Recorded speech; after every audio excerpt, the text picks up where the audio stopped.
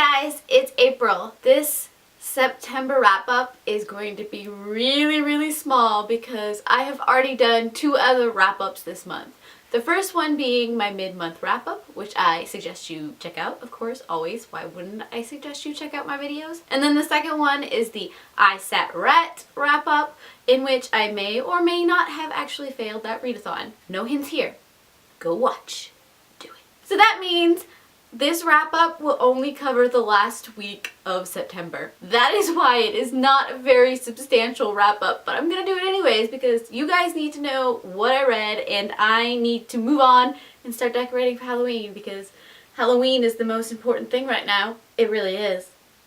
I don't care what anybody else says. So I already did a review over this book on my channel, and once again I will shamelessly promote the link to said review because this is my channel and that's what I get to do. But that is The Thrilling Adventures of Lovelace and Babbage by Sydney Padua.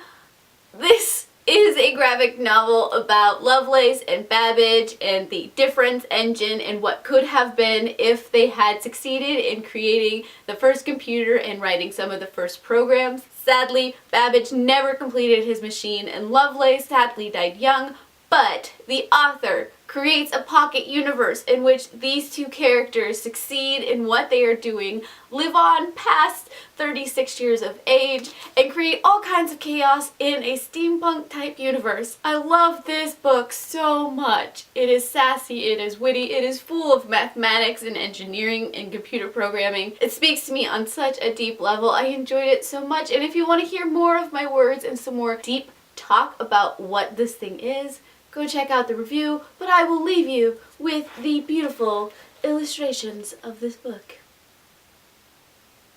And that is all you get until you pick up this book and read it, and I suggest that you do.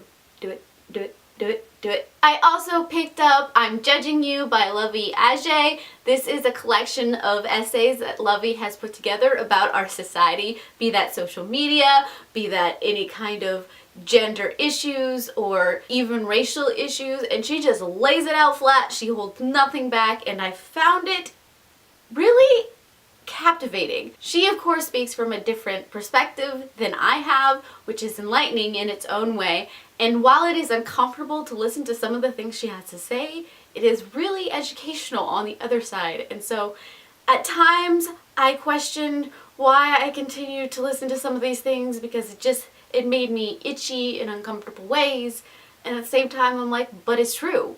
Some of these things are pretty valid.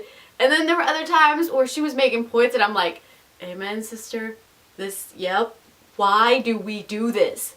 Why? So if you are looking for some sassy repertoire about our current society, I guess, I don't know how else to state that statement, this was a good book to pick up. And lastly, I picked up Talking as Fast as I Can by Lauren Graham. This is Lauren's perspective of Gilmore Girls and then coming back to Gilmore Girls and everything in between. Just the way that Lauren Graham writes. It is very personable. She is such a warm-hearted person. I love her personality. This is such a light-hearted but inspirational kind of read that I didn't expect in some ways, but it really was good to hear what went on in her head as she did Gilmore Girls and as she came back to Gilmore Girls and how she just got to where she was today. This lady has so much personality and I love it. I love it so much. I do. I don't know what else to say about this book. It wasn't an extremely long book, but it was packed with all kinds of humor, made me giggle. It was a really good read. And with that, those were the three books that I read this past week. Like I said, if you want to hear my thoughts on the other books I read this month, I will link all the information down below. Tell me what your favorite Halloween decoration is down below, and I heart your beautiful faces. Bye.